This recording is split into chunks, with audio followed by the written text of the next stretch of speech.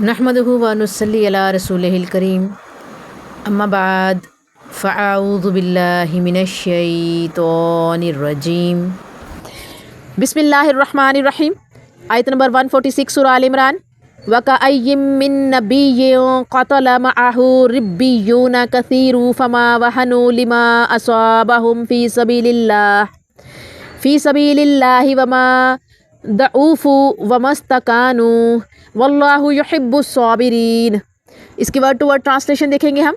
و اور کائین بہت سے، من نبی نبی، قتلا لڑے، معاہو ان کے ساتھ، ربیون اللہ والے، کثیرن بہت، فما پس نہ، وہنو سست پڑے، لما بسبب جو، اصابہم انہیں پہنچے، فی میں سبیل اللہ اللہ کی راہ، وا اور ما نہیں، ضعوفو انہوں نے کمزوری کی، ومستکانو اور نہ دب گئے، وا اور اللہ یحبو دوست رکھتا ہے، صابرین صبر کرنے والوں کو والے۔ اس کی ٹرانسلیشن ہے، بہت سے نبیوں کے ساتھ بہت سے اللہ والے جہاد کر چکے ہیں، انہیں اللہ کی راہ میں تکلیفیں پہنچی، لیکن نہ انہوں نے ہمت ہاری اور نہ کمزوری دکھائی اور نہ دبے، اور اللہ صبر کرنے والوں سے محبت کرتا ہے۔ اس کے کنیکشن دیکھتے ہیں ہم۔ مسلمانوں کو احد میں پہنچنے والی تکلیف پر تبصرہ جاری ہے، جس میں تلقین کی جا رہی ہے کہ حوصلہ ہارنے کی بجائے اپنے سے پہلے اللہ والوں کی تابناک تاریخ پر نظر رکھو۔ مصائب و مشکلات کے باوجود وہ اللہ کی راہ میں کس طرح ڈٹے رہے۔ اچھا جی، آگے دیکھیے ذرا۔ اے اللہ کے مجاہدوں، بدر کے غازیوں اور محمد عربی صلی اللہ علیہ وآلہ وسلم کے ساتھیوں، کیا تم ایک ہی معرکہ میں عارضی شکست کھانے کے بعد کم ہمتی اور دل چھوٹے کیے بیٹھے ہو؟ ذرا تاریخ کے دریچوں میں جھانک کر دیکھو کہ کتنے ہی نبی اور ان کے ساتھ رب والے اللہ کے راستے میں جان توڑ کر لڑے، ان کے بچے یتیم ہوئے، عورتیں بیواہ ہوئیں، گھر بار لٹ گئے، انہیں زخم پر زخم اور صدمہ پر صدمے برداشت کرنے پڑے، وہ آگ کے انگاروں میں جھونکے گئے، ان کی چمڑیاں ادھیڑ دی گئی، ان پر مصیبتوں اور پریشانیوں کی آندیاں چلی،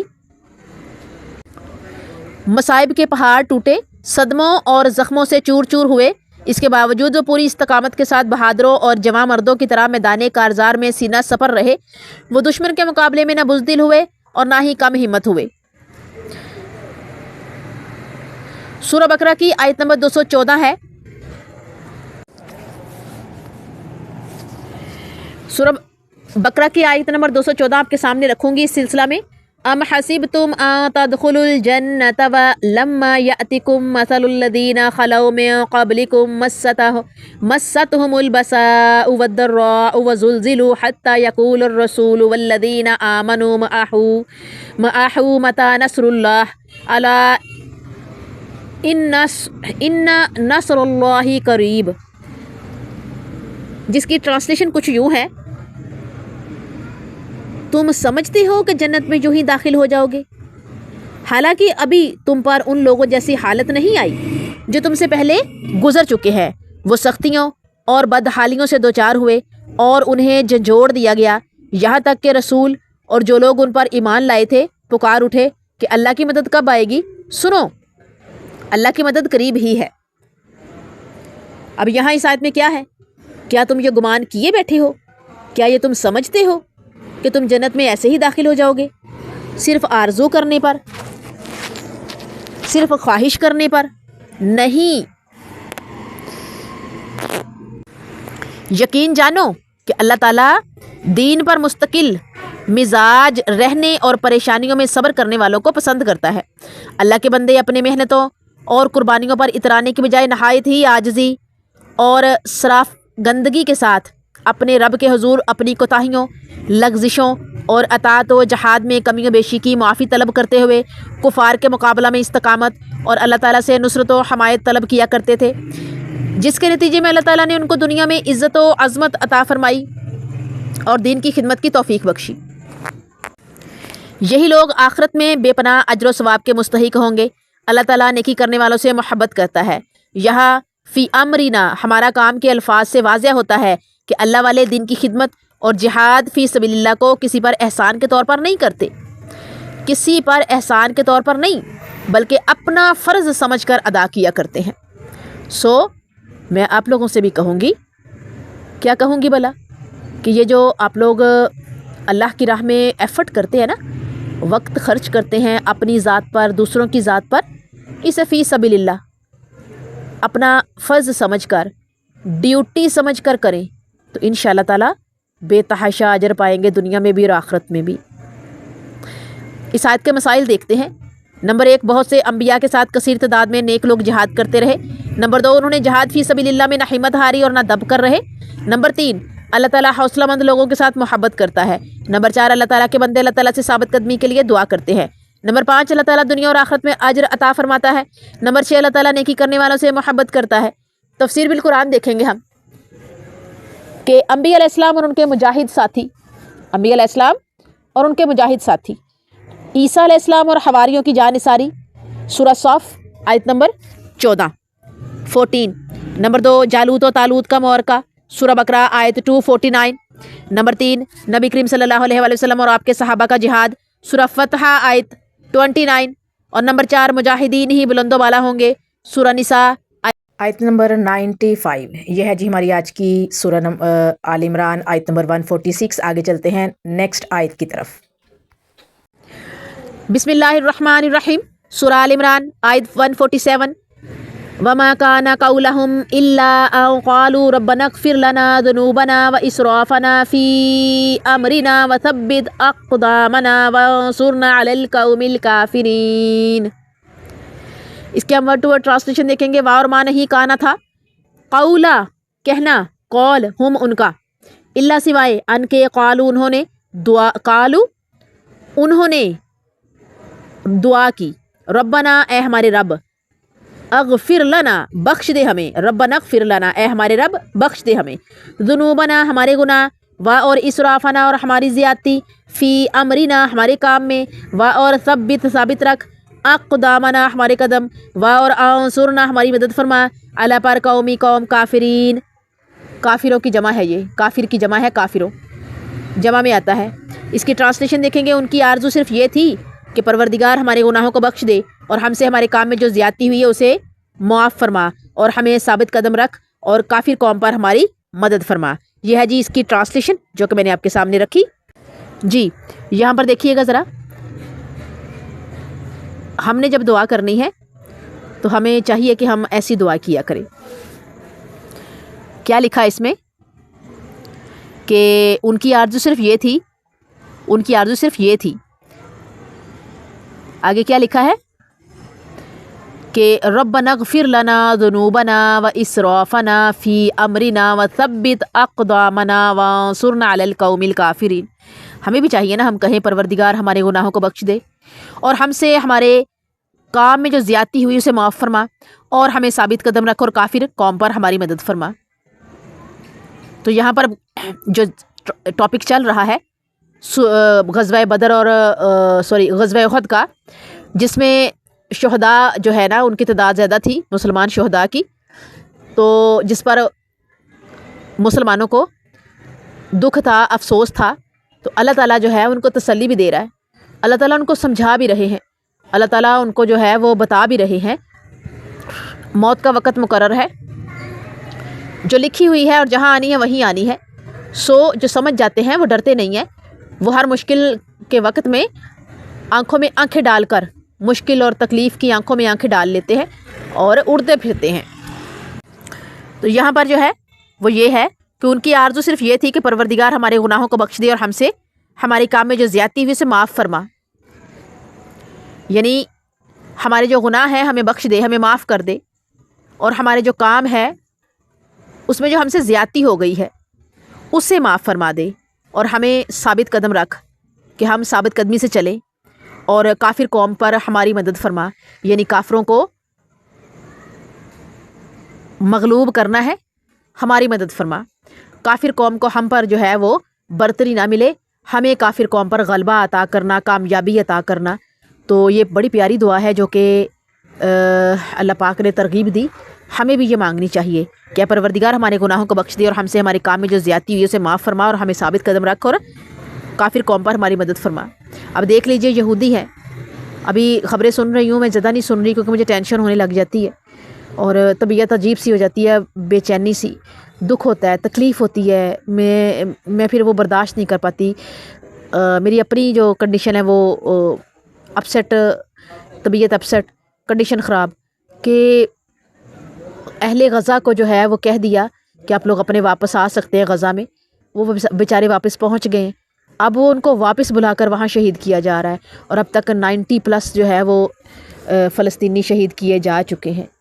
तो ये काफिरत है, ये मोमिन कब है, ये मुसलमान कब है, ये दुश्मन है, ये काफिर है यहूदी जो मुसलमानों के ऊपर टूट पड़े हैं। और इसके पीछे शय किसकी है? इसके पीछे शय जो है नसारा की है। उनके बगैर तो वो हिल भी नहीं सकते, वो पीछे हाथ हट जाए तो वो खड़े भी नहीं रह सकते। तो हमारी दुआ है, मेरी दुआ है कि अल्लाह ताला मुसलमानों को इत्तेहाद अता करे, इत्तफाक अता करे, और ये फिर आँखों में आँखें डाल कर जो है उनको पूछ सके और उनके सर पे सवार हो सके।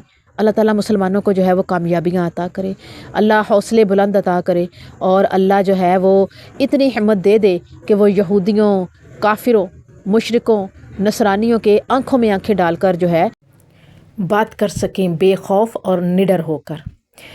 यह है जी हमारी सूरह आल इमरान आयत नंबर 147। आगे चलते हैं हम अगली आयत की तरफ।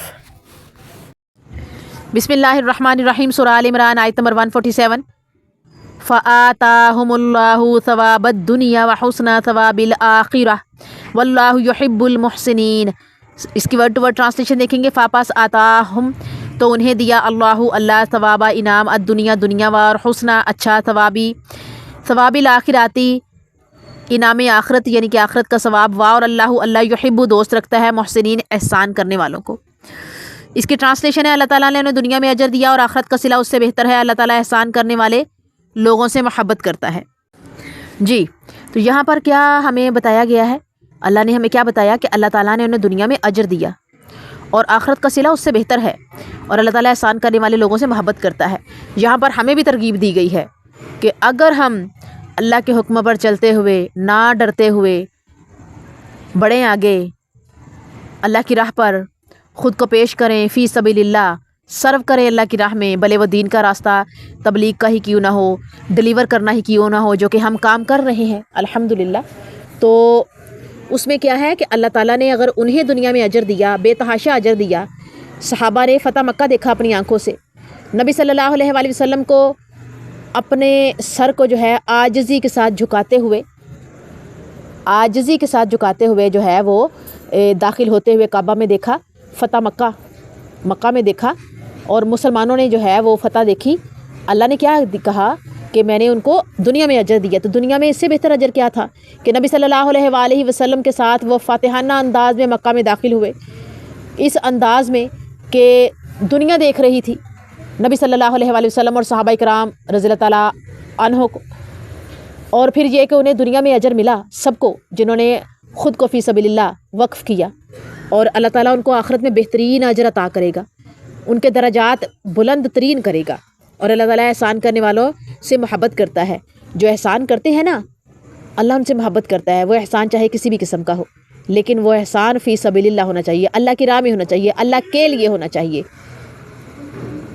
अल्लाह ताला ने उनको अगर अजर दिया है, आज हम एफ़र्ट करेंगे, हमें भी मिलेगा अजर। दुनिया में भी मैं कहती हूँ ना कि आप लोगों को अल्लाह ताला जो है वो आपके इस वक्त का बेहतरीन अजर अता करेगा, दुनिया में भी अता करेगा और आखिरत में भी अता करेगा।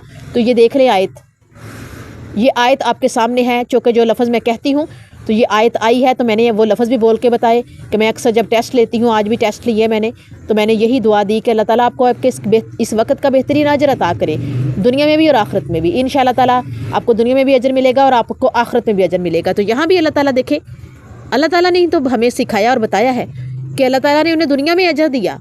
वो लोग जिन्होंने अल्लाह की राह में ख़ुद को वक़फ़ किया, वो लोग जिन्होंने ख़ुद को जो है वो अल्लाह के लिए झुका दिया, सिर्फ़ रब की ज़ात के लिए, सिर्फ़ रब की ज़ात के लिए ऐसा किया। और फिर ये है कि आखिरत में भी अब उनका बेहतरीन अजर अल्लाह ताला आपकी शान के मुताबिक, अपनी शान के मुताबिक अता करेगा। तो अल्लाह ताला एहसान करने वाले से मोहब्बत करता है, अजीज़ रखता है, प्यारा, उनसे प्यार करता है। सोच समझ कर हमें आगे बढ़ना चाहिए। बिस्मिल्लाहिर्रहमानिर्रहीम। सूरह आल इमरान आयत नंबर 149। या अय्युहल्लदीना आमनू तुतिउल्लदीना कफरू यरुद्दूकुम अला अक़ाबिकुम फतंक़लिबू खासिरीन। اس کی ورڈ ٹو ورڈ ٹرانسلیشن ہم دیکھیں گے، یا ایھا الذین آمنو، یا ایھا اے الذین وہ لوگ جو آمنو ایمان لائے، ان اگر تطیعو تم اطاعت کرو، الذین ان لوگوں کی کفروا جنہوں نے کفر کیا، یردکم وہ پھیر دیں گے تم کو علی اعقابکم تمہاری ایڑیوں کے اوپر، فپستنقلبوا لوٹ جاؤ گے تم، پلٹ جاؤ گے تم، خاسرین خسارہ پانے والے ہو کر۔ اس کی ٹرانسلیشن دیکھیں گے ہم، اے صاحب ایمان لوگو، اگر تم کافروں کی بات مانو گے تو وہ تمہیں تمہاری ایڑیوں کے بل پھیر دیں گے، پھر تم نقصان پانے والے ہو جاؤ گے۔ اس کی کنیکشن دیکھتے ہیں ہم پچھلے ٹاپک سے، جب تمہارے دشمن احد میں تمہیں عظیم نقصان پہنچا چکے اور تمہیں کافر بنانے کے در پہ ہیں تو ان سے خیر کی توقع کا کیا معنی؟ مسلمانوں، تمہارا مولا اور خیر خواہ صرف اللہ تعالیٰ ہے، بس اس پر بھروسہ رکھو۔ سورہ آل عمران آیت نمبر 100 میں مسلمانوں کو متنبہ کیا گیا ہے، تنبیہ کی گئی ہے کہ اگر تم کفار اور منافقین کے پیچھے چلو گے تو وہ تمہیں کافر بنا کر چھوڑیں گے۔ اب دوبارہ تاکید کی جا رہی ہے کہ اے مومنو، تم کافروں کے پیچھے لگو گے تو وہ تمہیں یکسر الٹے پاؤں پھیر دیں گے، کافر کر کے چھوڑیں گے، جس سے تمہیں دنیا اور آخرت میں نقصان اٹھانا پڑے گا۔ یاد رکھو، صرف اللہ ہی تمہاری مدد کرنے والا ہے۔ عنقریب وہ کفار کے دلوں میں تمہارا رعب اور دبدبہ ڈال دے گا، کیونکہ یہ لوگ اللہ تعالیٰ کے ساتھ شرک کرتے ہیں، جس کی اللہ تعالیٰ نے کسی صورت بھی تائید نہیں فرمائی۔ ان کا ٹھکانہ دہکتی ہوئی آگ ہے اور یہ ظالموں کے لیے بدترین ٹھکانہ ہوگا۔ غزوہ احد کی ہزیمت کے بعد منافقوں کی سرگرمیاں اس قدر تیز ہوئیں کہ وہ مسلمانوں کے گھروں میں جا جا کر پروپیگنڈا کرتے کہ اگر یہ رسول سچا ہوتا تو اللہ اس کی نصرت و حمایت ضرور کرتا اور تمہیں اس طرح اپنی قیمتی جانوں سے محروم نہ ہونا پڑتا۔ تم اپنی خیر اور تحفظ چاہتے ہو تو ہمارے ساتھ مل جاؤ تاکہ ہم اپنے رئیس عبداللہ بن ابی کے ذریعے اہل مکہ سے تمہیں حفظ و امان کی گارنٹی لے دیں۔ یہاں کمزور مسلمانوں کی ارتداد اور منافقت سے بچانے کے لیے ایک دفعہ پھر حکم دیا گیا ہے کہ اگر تم منافقوں کے پیچھے چلو گے تو یقیناً وہ تمہیں مرتد کر دیں گے۔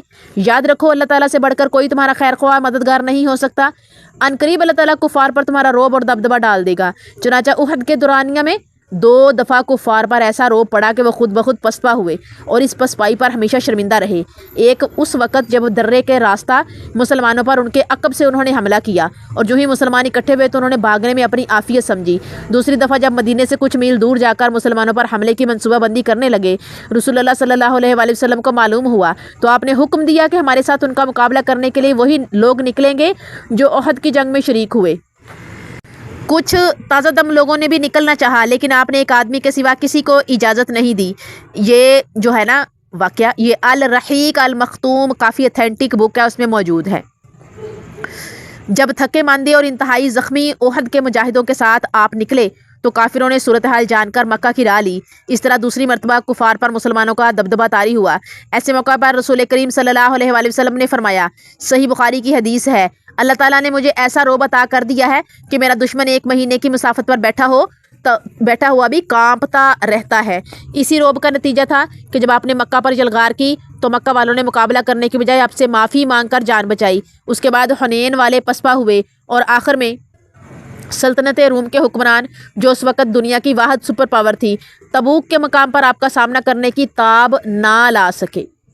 اس کے مسائل دیکھتے ہیں ہم۔ نمبر 1، مسلمانوں کو کفار کے پیچھے نہیں لگنا چاہیے۔ نمبر 2، کافر مسلمانوں کو مرتد بنا کر دنیا اور آخرت کے نقصان میں ڈالنا چاہتے ہیں۔ نمبر 3، اللہ تعالیٰ مسلمانوں کا مالک اور بہترین مدد کرنے والا ہے۔ نمبر 4، اللہ تعالیٰ کفار کے دل میں مسلمان کا رعب ڈالتا ہے۔ نمبر 5، کافروں کے پاس اللہ تعالیٰ کے ساتھ شرک کرنے کی کوئی دلیل نہیں۔ نمبر 6، کفار کا ٹھکانہ جہنم ہے اور وہ اس میں ہمیشہ رہیں گے۔ اب تفسیر بالقرآن دیکھیں گے۔ شرک بے بنیاد نظریہ ہے۔ شرک بے بنیاد نظریہ ہے۔ نمبر 1، شرکی عقیدے کی کوئی دلیل نہیں، سورہ مومنون آیت 117۔ نمبر 2، شرک سے آدمی ذلیل ہو جاتا ہے، سورہ حج آیت 31۔ نمبر 3، بتوں کے الہ ہونے کی کوئی دلیل نہیں، الہ ہونے کی کوئی دلیل نہیں، بتوں کے الہ ہونے کی کوئی دلیل نہیں، سورہ نجم آیت 23۔ اور نمبر 4 ہے، مشرک پر جنت حرام ہے، سورہ مائدہ آیت 72۔ اور نمبر 5 ہے، مشرک کو اللہ کسی صورت معاف نہیں کرے گا، سورہ نساء آیت 48۔ جزاکم اللہ خیرہ۔ السلام علیکم ورحمۃ اللہ وبرکاتہ۔